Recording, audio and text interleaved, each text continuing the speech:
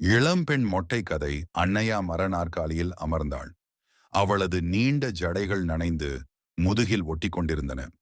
பெண் கசாவுக்காரி ஒரு துண்டை தோளில் கட்டி தலையில் தண்ணீர் தெளித்தார். முடி ஈரமாகி தலையில் ஒட்டிக்கொண்டது. முதல் ஸ்ட்ரோக். கிச் கிச் என்ற சத்தம்.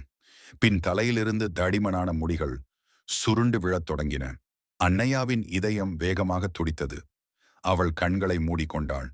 ஒவ்வொரு ஸ்ட்ரோக்குமும் அவளது சுமையும் அகம்பாவமும் நினைவுகளும் தரையில் விழுந்தது போல.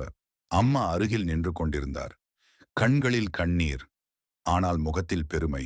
சிறிது நேரத்தில் அவளது தலையெங்கும் மென்மையான தோல் மட்டும்.